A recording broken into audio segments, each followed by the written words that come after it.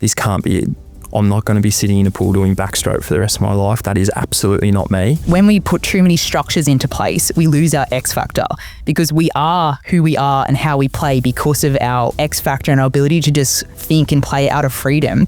I'm not scared of falling short. I'm okay to fall short. I'm okay to not get to that level because I've given it a crack. And if I can go to bed at the end of the day and think, nah, yes, I've fallen short, but I've given it everything, I'm totally okay with that. If you treat your athletes that they are people first, athletes second, and you know them outside of the sport, equally if they know you outside of footy, that level of vulnerability and trust also then allows them to go out there and have that sense of psychological safety. It is clear that women just want to be the best at what they can do. There's no pride on the line. There's no ifs or buts. Knowing what you know now, what would you go back and tell 16-year-old Tom?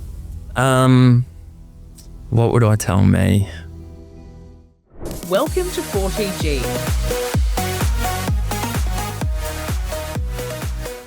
Tom Cashin, welcome to the 4TG podcast. Thank you for having me. Very excited.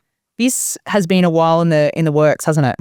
Yeah. You contacted me after coming to a few of my sessions, and couldn't grab the bull by the horns quicker. And you are the first guest in this new studio too, which is looking fabulous. So I'm very pleased to have you as the first guest. Thank you very much. It's an honour to be the first. It looks amazing. Thank you.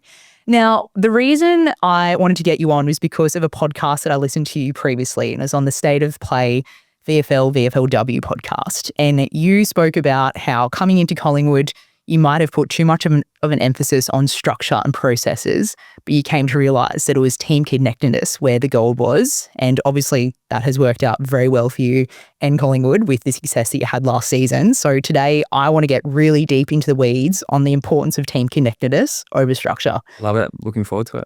Brilliant. So first of all though, we need to set the scene.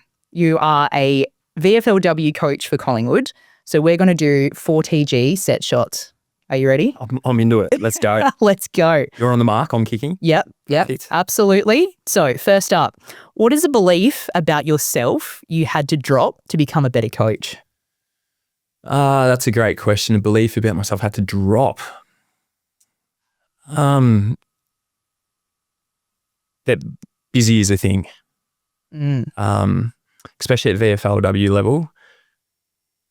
If my players are going from full-time work to training, if I was going from full-time work to training, living in Geelong, trying to be a good dad, busy isn't a word I can use anymore. And people are like, how do you do it? You got to engage and want the work and want to be there and know that I feel I'm in a really lucky spot to be a head coach, especially at Collingwood Football Club. Busy doesn't exist. You find time and you make time. Yeah. Everyone's got the same 24 hours in the day, right? Exactly. Yeah. That's a good one. I reckon you got that one. So that's 6 points. Well done.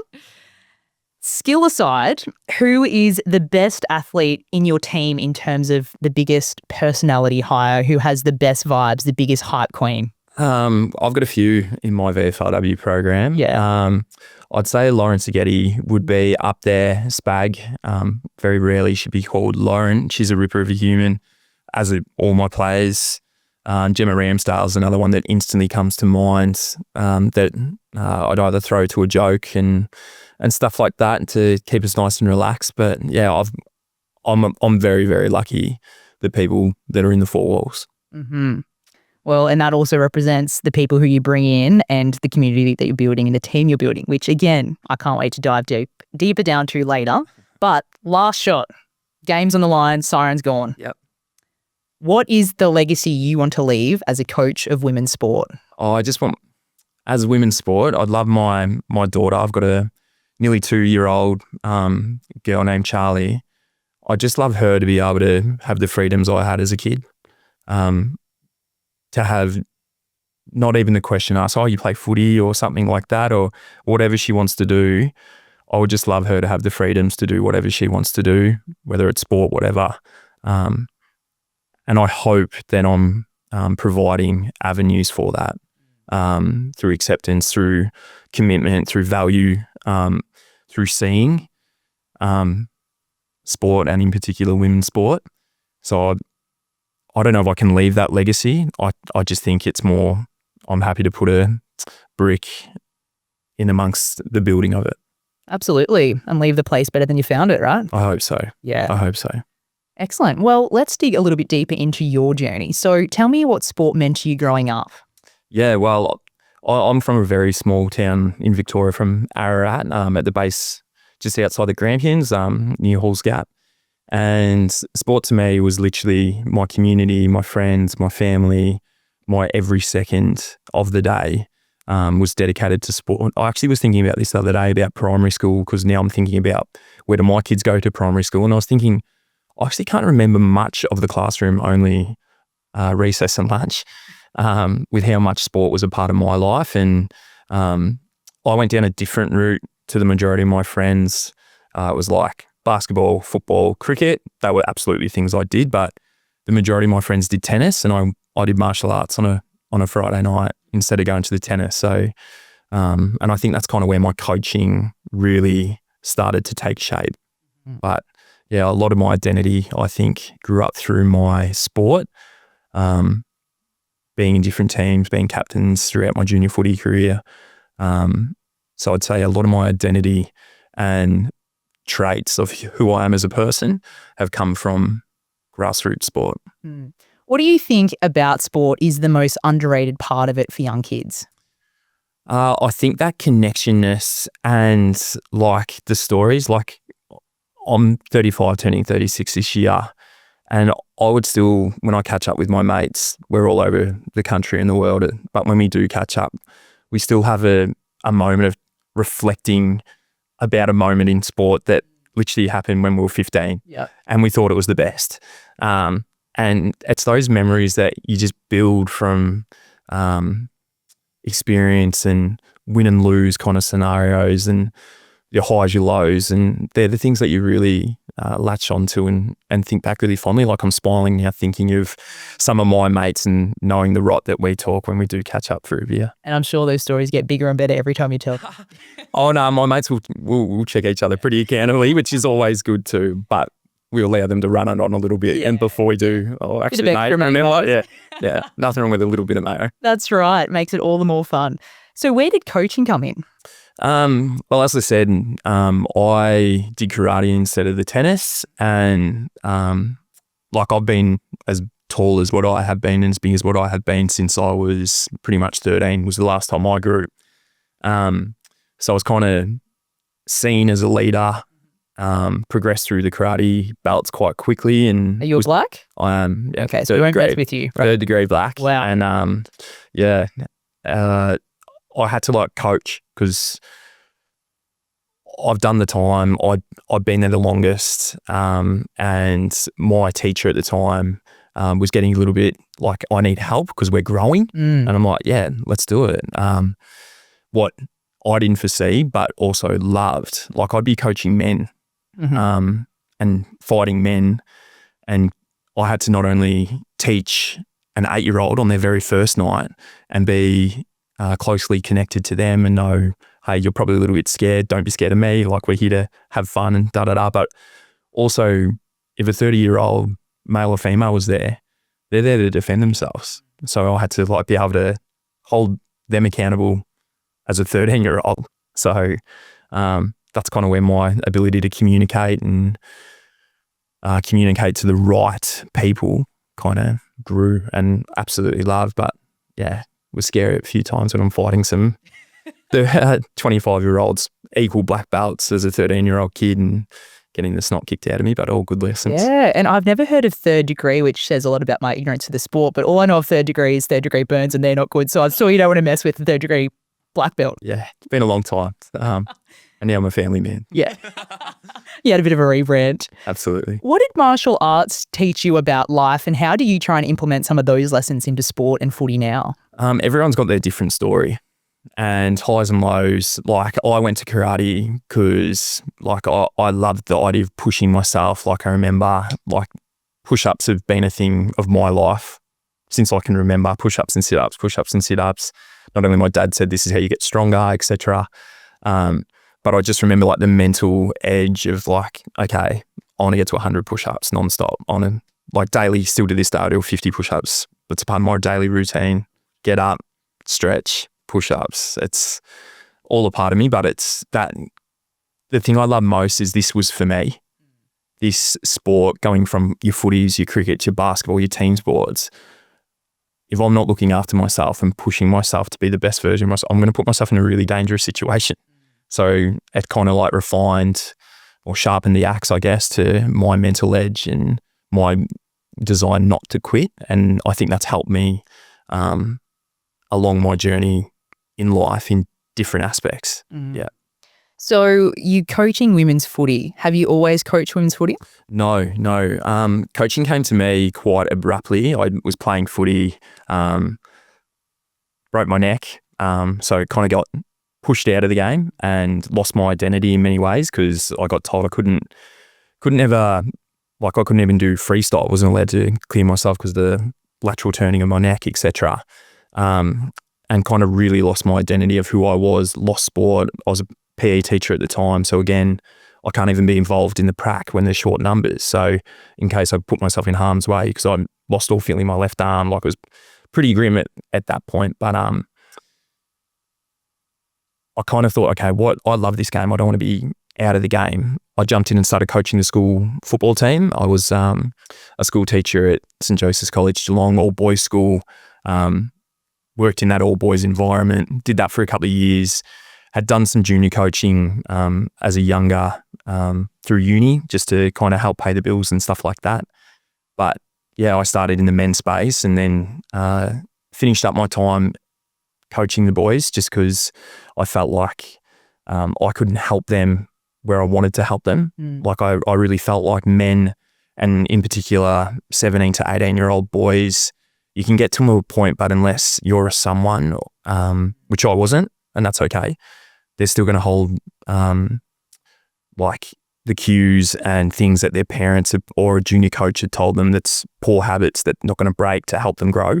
So they hit their ceiling unless they were that elite level, which was something they were going to get to anyway.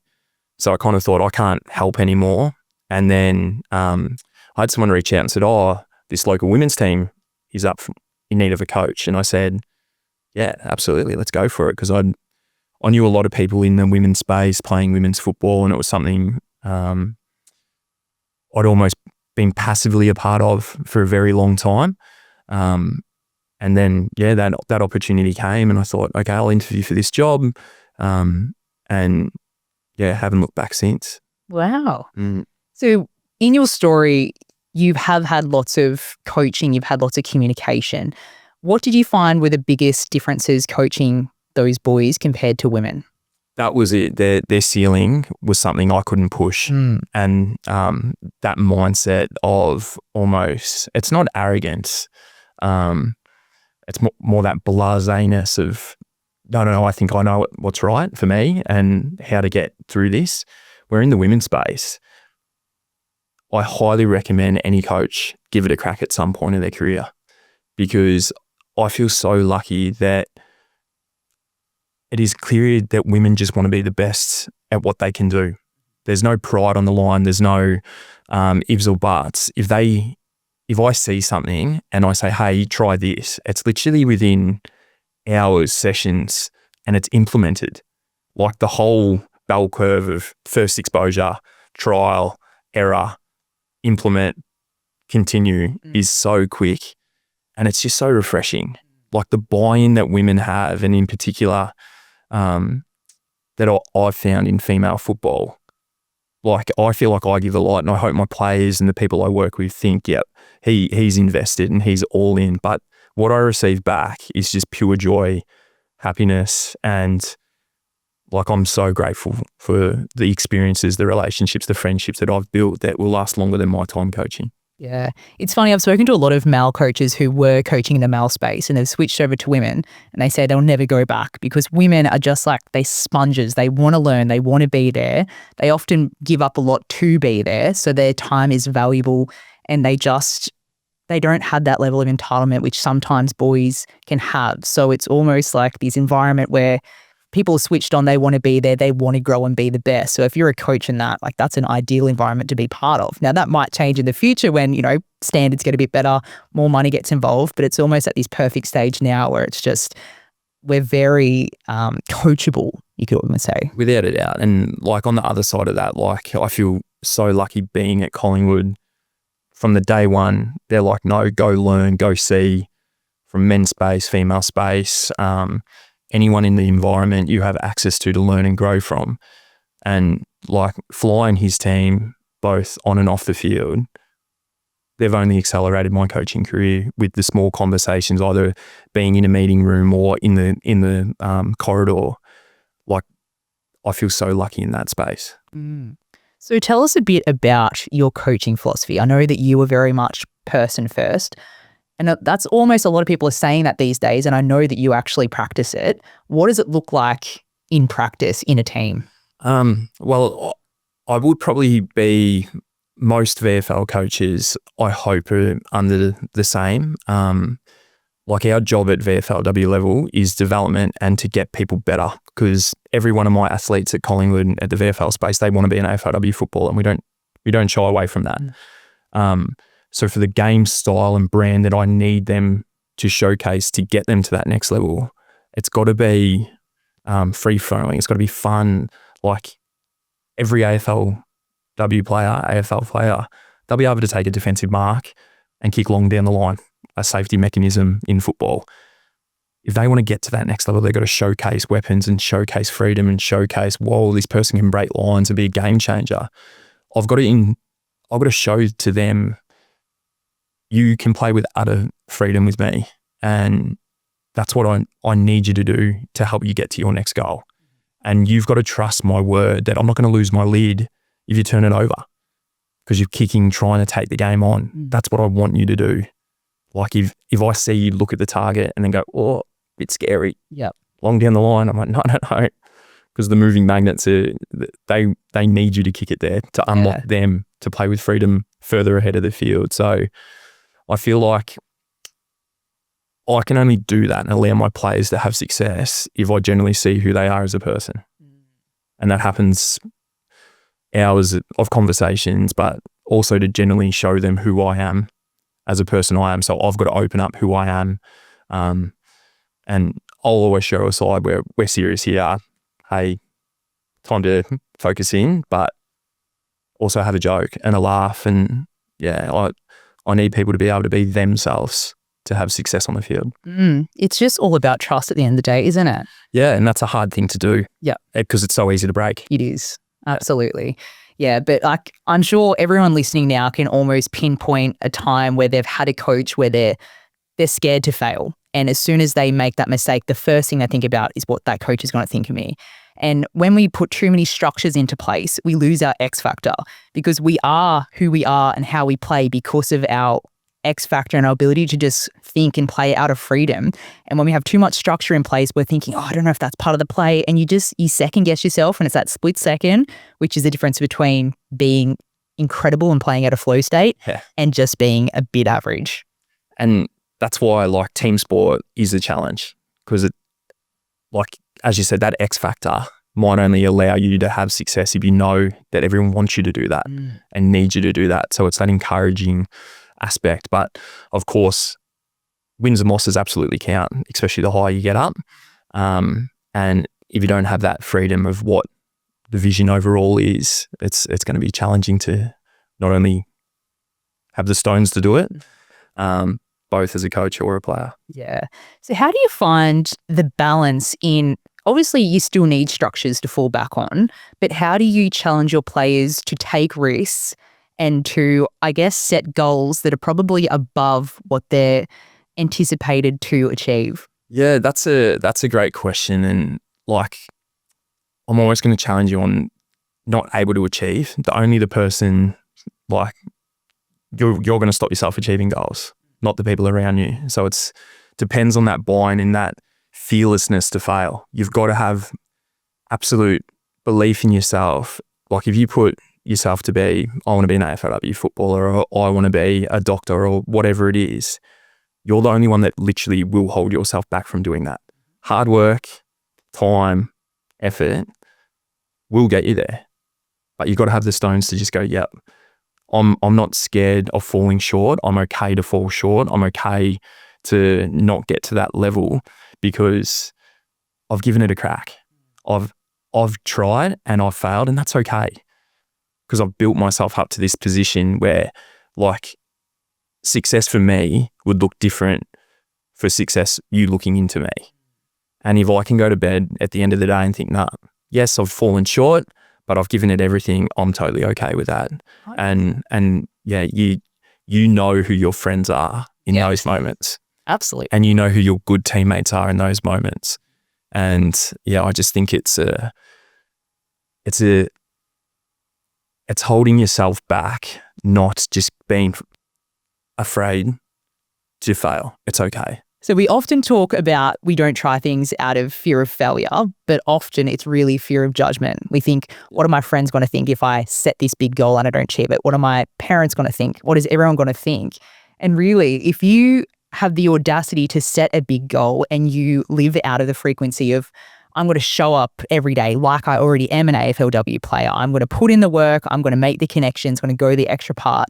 If you make it or don't make it, it doesn't matter. It's like who you've become in that process. That is the real win, irrespective of the outcome. So as we've spoken about, it's always process over outcomes. And I would actually think that a lot of people at that elite level, they don't want to be defined as their job. They don't want to be defined at the end of the day, a footballer, whatever it is. They want to be defined as that person. Like, Britt Benici comes to mind. She's the hardest worker I've ever come in contact with, and I guarantee she wouldn't want to be defined as a footballer. She wants to be defined as a good person, a caring person, a listening, family orientated, all this stuff before even football would come into her. And I'm the same. Like, yes, I'm a coach at Collingwood, which is amazing, and I couldn't be prouder of myself. And if I look back 5 years from when I was coaching at local level and ditch boys footy to do that, I'd be like, couldn't be prouder. And I am so proud, but I know that it has come with absolute risk and hard work and sacrifice.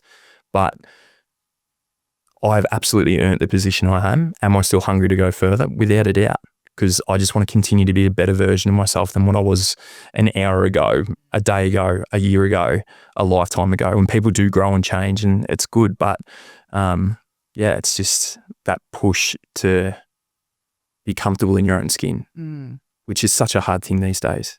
It is, but as you say, it's the environment that coaches create which allow that. And if you treat your athletes that they are people first, athletes second, and you know them outside of the sport, you know what they do for work, you know who their partner is, what motivates them besides football or whatever the sport is, it allows them to come to you and speak about issues outside of footy as well. So if they're having a rough time, equally if they know you outside of footy, they know that, you know, you've got 2 young kids, you mightn't have had a great night's sleep. That level of vulnerability and trust also then allows them to go out there and have that sense of psychological safety.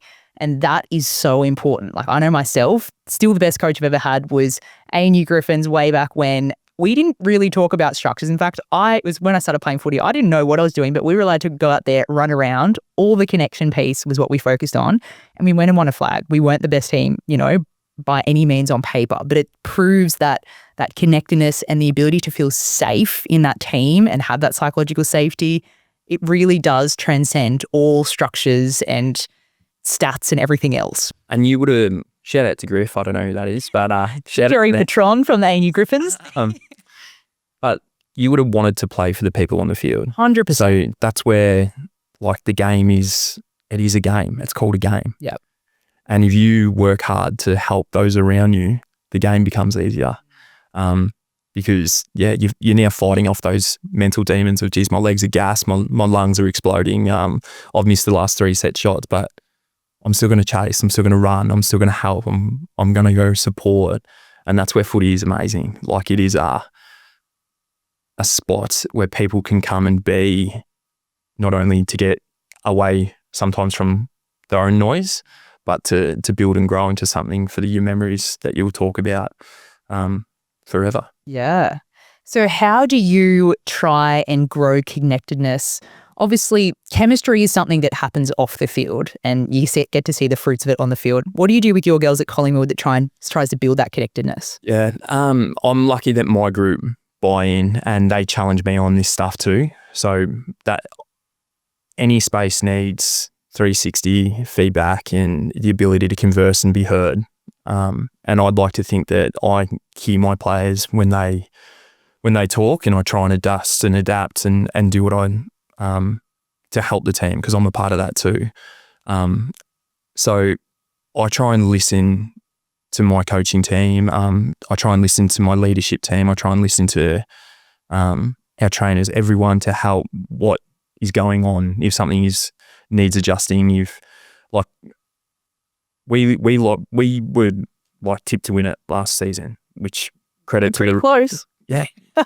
Credit to the group and the recruiting and the effort to get there, and the players, like on paper, phenomenal, but we just weren't gelling, still playing. Like footy does need to have those systems so everyone knows where the ball is going. And as soon as one system breaks down in a critical moment, can be brutal. That Darabin game, for an example, and Layla Keck after the siren against Carlton, another system failure. But we then started investing time in our training sessions in getting to know players, and we created a connection piece that started before training, that if you wanted to be there, you could be there, and pretty much every single person was there, from doctor, all coaching, all players, and like anyone that turned up late were like, "Oh my God, I'm so sorry." And it was just finding time, and people would put their hand up to share who they were on and off the field. It could be anything that they wanted. It could be who's important to you and showcase photos of their family. It could be one player brought in an artwork they'd created with their 20 like life lessons, and I still carry that. She printed it out and gave it to everyone. I still carry that in my bag. That player's no longer with us, but like knowing who your players are, like building those relationships will last longer than the 80 minutes of footy. That's what's really special in footy. Yes, you want to win. Yes, you want grand finals, but like they're so hard. But building genuine connections, they're the reward too. And once we clicked that, like we really started playing for each other, and momentum shifted, and like the talent was always there. But as I said, like now you're running and chasing for each other rather than, well, I'm going to hold off in case I get one out the back and my stat goes on the in the books for kicking a goal. They weren't the things that were celebrated. Like, and we then had our like MVP pie, and that necessarily wasn't the best player, but someone that did what it was to be a Collingwood person, and they got rewarded. And so, yeah, we started just implementing little things there. But we also, like Courtney Jones was phenomenal. She organised a Christmas in July. So after hours, like random gifts. Annie Muir brought in like an Easter egg hunt. She's like, "I'm coming off the track early. Don't let anyone in." I'm like, "No problem." So we just did little things like that. And yeah, we even had a few players, like one of my players relocated from Canberra, first time living out of home, not really sure how to cook, look after herself. Seasonal, like ex-AFLW player that very independent. She's like, "No, this Thursday I'll bring dinner. Next Thursday you cook and bring me dinner." Yeah. And then started like teaching her. So it's those things that, like, it's not just caring and showing up and playing the game. It's about growing into people. And that's what we want to be. We want to be known. And I hope that people that come into the Collingwood space become better people and better Collingwood people. That's what we really focus on. Absolutely. And we speak a lot about that sport is just the vehicle to life, right? It is where you learn the biggest lessons, you learn resilience, you learn how to win gracefully, lose gracefully as well, and all those sort of lessons, and looking after people and putting others first, that is going to help these athletes post-footy career, isn't it? Well, I hope so. And I'm like, I need to lean on them just as much as they need to lean on me. Like, and it's not just the players, it's the whole coaching team. Like, I think when you're a head coach and you're the one that is the vocal point, but like my team that helped me get up for game day, like they're amazing at the small things that gives me complete trust that I can coach from the bench. So I give up the advantage of seeing the game from a distance because I've got Jason Brown that supports me as my head of strategy.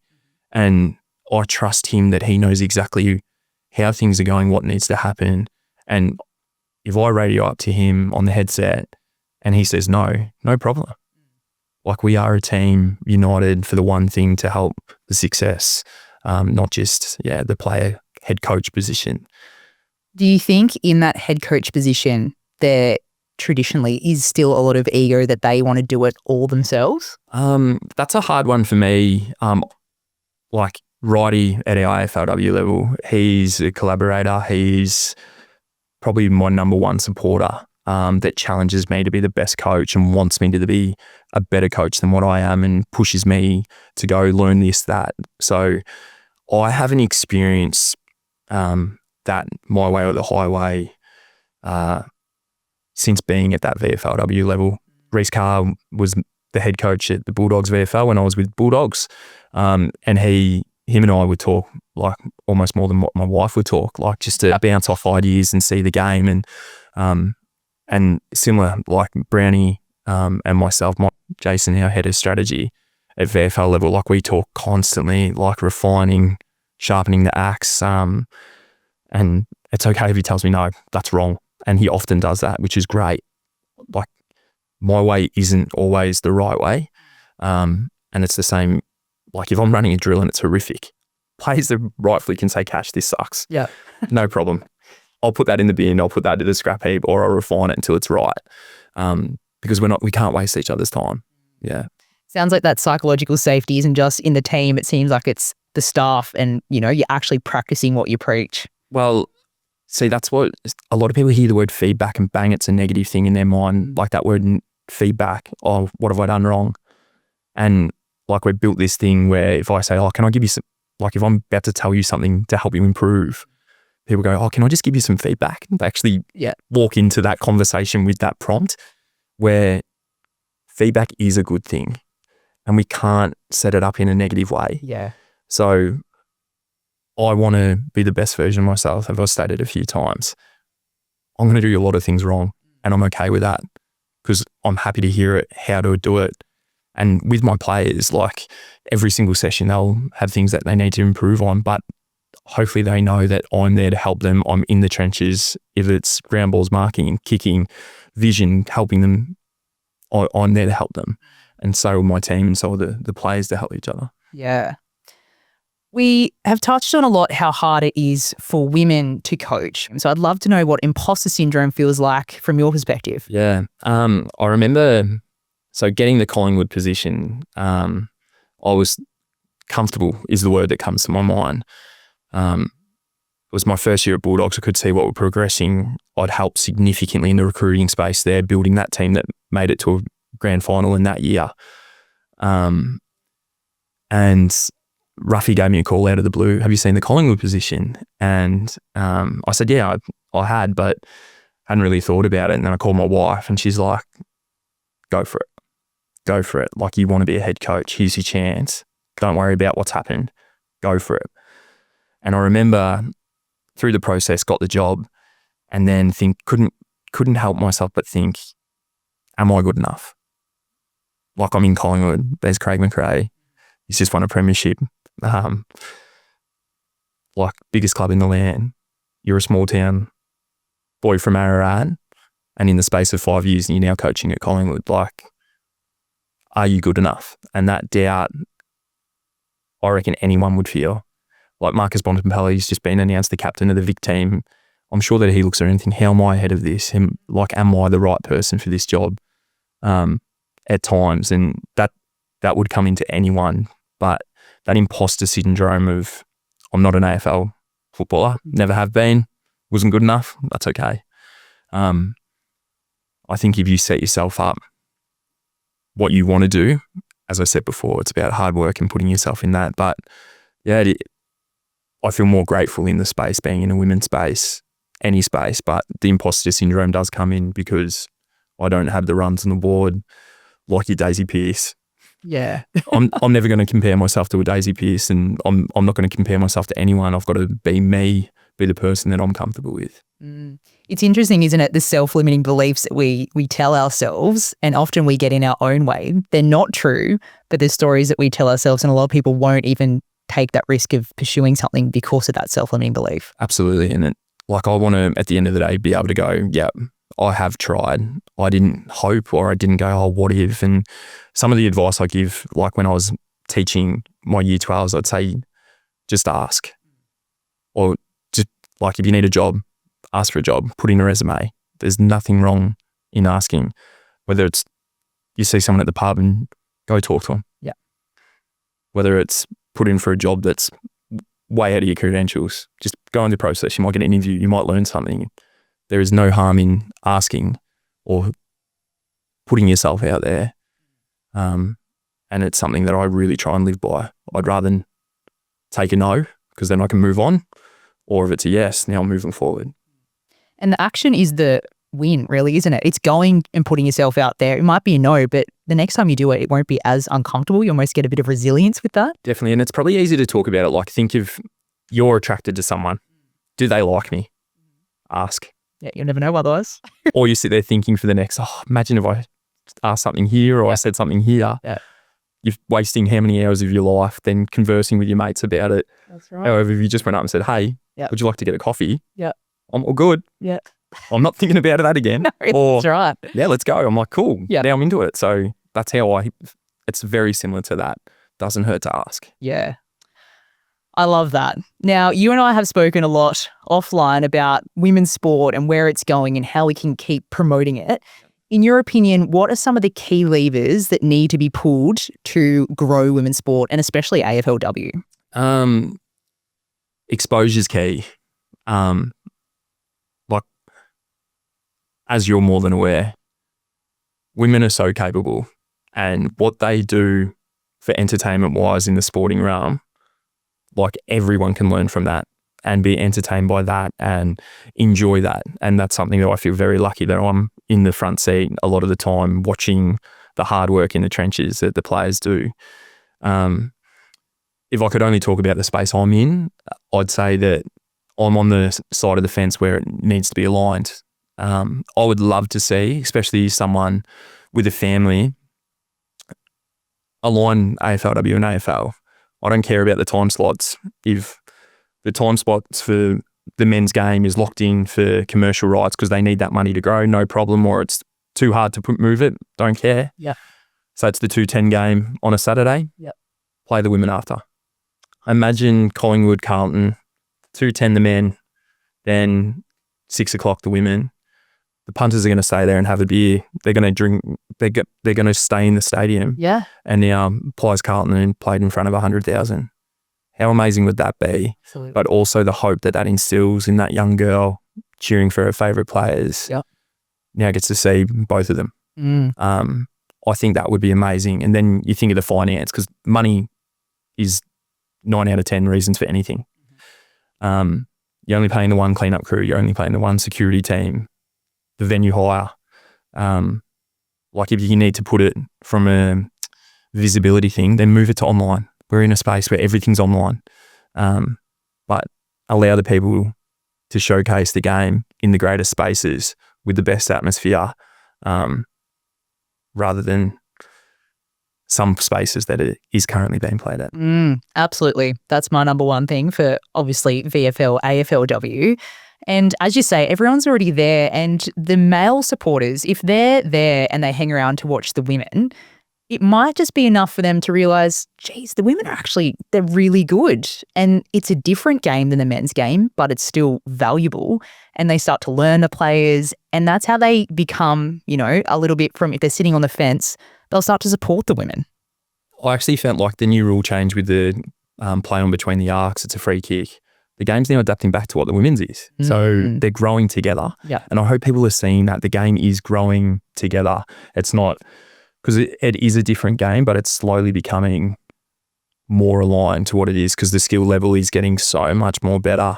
And the players are allowed to be in that more professional environment, but still it's a challenge. Like, I know from a coaching perspective, hard to get AFL line coaches because they've now moved through the day.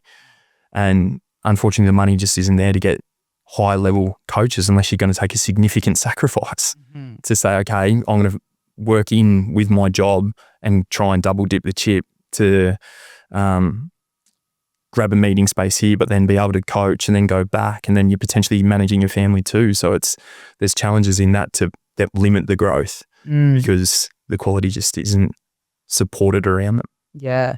So is this you saying AFLW needs more rounds? I would love that. Yeah. But like, I don't know what I was listening to, but it was saying about the athlete needs peaks to hold motivation, And if you're an elite AFLW footballer, you may play 11 games if you're injury free. You miss finals, you get 11 peaks in your work. It's not enough. Like, there is no way that it is enough. And it also doesn't allow the showcase of playing everyone. Like, I'd love to see the game played twice, exactly like the men, or potentially similar to that, but you get that even competition across everything. But I have no doubt, like, imagine how crippling it would be, ACL, and you potentially miss 2 seasons. It's brutal. Yeah. And that's unfair in any injury, but it is so crippling injury with AFLW. Yeah, absolutely. And, we're chatting about this as well, but it's beneficial for both AFLW and VFLW, because if you're absolutely flying in the VFLW, you've got nowhere to go straight away. But if you have a small setback or slight injury in AFLW, you've got no grade to drop down in. So, and if you're not getting picked, there's no scrimmages anymore, which you were saying the other day. Yeah. So you're really in no man's land. Yeah. So there potentially is that stagnant, what do you do? And I don't have an answer for that. But yeah, I hope at the back end of this season, they're potentially triple headers like VFL, VFLW, AFLW. That'd be amazing. Like, let's grow the game, get it exposed. And you get that greater club connection too. Like, I'm so lucky at Collingwood. We have a great club connection. And I hope other teams do that also. Yeah. Make a day out of the footy, hey?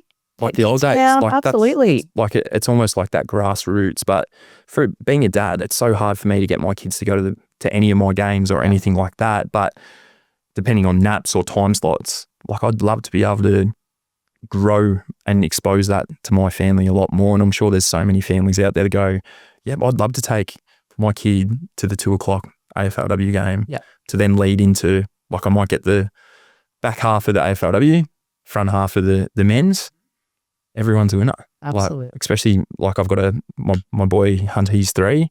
My daughter's, like, everyone gets to see and have idols and heroes from both sexes. Like, it's, yeah. But I also think that's cool. Like, my daughter and my son would be oblivious that men play football. Yeah. Oblivious. That is quite cool, isn't it? Yeah. There's going to be a lot of young athletes listening to this today, and you've had experience with a lot of young athletes. What are some key takeaways that they can implement into their training right now, or attitudes that they can implement? It doesn't have to be footy, but what are some, like, hot tips that you'd give them? In the football space, fundamentals are absolutely king. Yeah, fundamentals are king.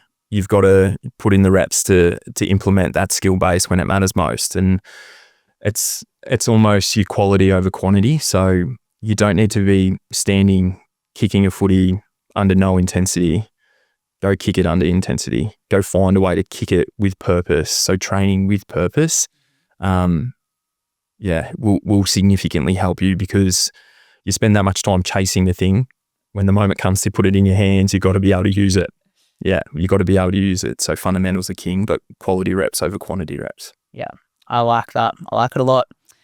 Now, knowing what you know now, what would you go back and tell 16-year-old Tom? What would I tell me? Give up the game earlier before breaking my neck. Whoever you want. What would I tell me in this space that I'm at? Keep putting yourself out there and knowing it's okay to fall short. Keep putting yourself out there. Hard work will persevere. And yeah, the tunnel might seem so far away, but just keep gritting your teeth and keep walking forward and trusting that the hard work will come through. My team manager, who's the AFL team manager, Norm, sent me a photo a couple of weeks ago of the minor.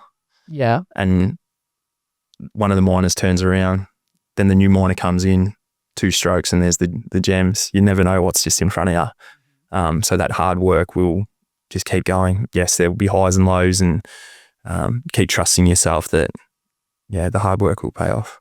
Absolutely. What's next for Tom Cashin? Like my players, I don't shy away. I want to be an AFLW head coach, and I'm comfortable in that space. And everyone at Collingwood, like Sam Wright, as I spoke about before, he knows that and challenges me on that. No, keep aiming higher, keep challenging yourself. And Berg's the same, our head of football. They really push me and want me to be the best coach and person I can be. So I hope I'm an AFLW head coach at one point, and if I fall short, that's okay. Because I will love every day in this space. I'm one of the privileged ones that now I am full-time. The hard work has paid off, and the sacrifice of working two jobs plus being a parent is in the rearview mirror.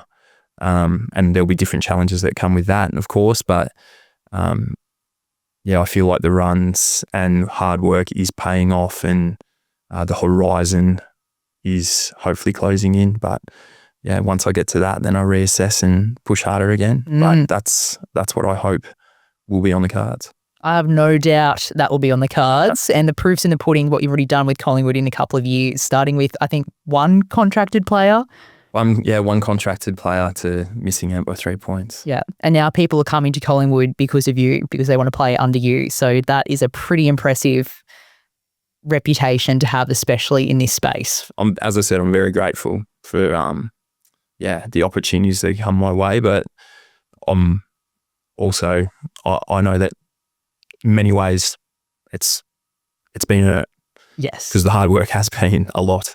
And that's right. Hands have been dirty, but that's good. If you had to fast forward around 10 to 15 years, what would you want to tell your daughter in relation to sport? Don't let no be the answer. Yeah, no can't be an answer. And I get really annoyed at the word no. I want, and my daughter, she is very headstrong, and she's the one that I've got to worry about with anything, which I love. Like, it's her cheekiness. She a bit more like you? I don't know. I have to ask your wife. Yeah, I don't know. But I can see her. I hope she's got everything and more. Like, I hope this space explodes, and I hope, like, the challenges that we face now are like, oh my God, remember when that was? I really hope that she has everything available to her and some. And it's an exciting prospect, because I do think it's the way of the future. And people just need to expose themselves. Like, you won't find more joy and a greater reason to wake up in the morning than what I get to experience on a daily thing. I'm so lucky. Yeah, it's a pretty cool position to be in, but you're making the absolute most of it. And again, you deserve to be in it. But also not content. Like, I'm not sitting on my hands here to you, and I will keep pushing and challenging. But it's an amazing space. Yeah, no, that's a great mindset to have. What sort of a coach do you want her to remember you by? Oh, I really hope I don't have to coach her.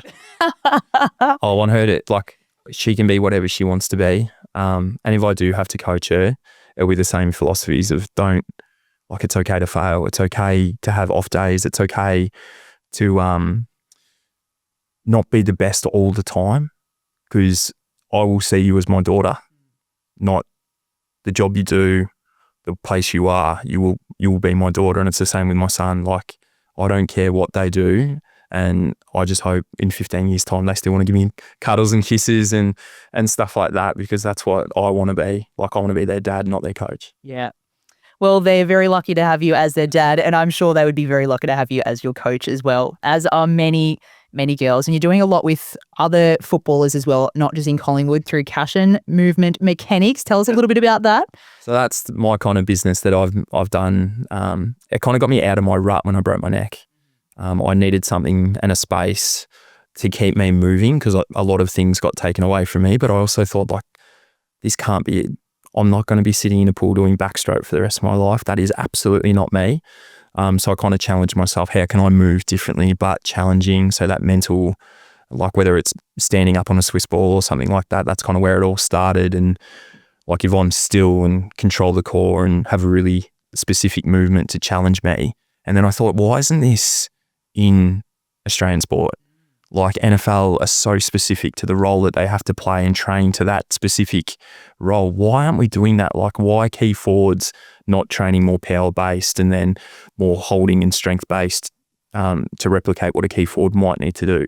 Why aren't we more contest heavy and focusing on manipulation of bodies and controlling space from a midfielder? Or why aren't we controlling about reading and reacting as a defender?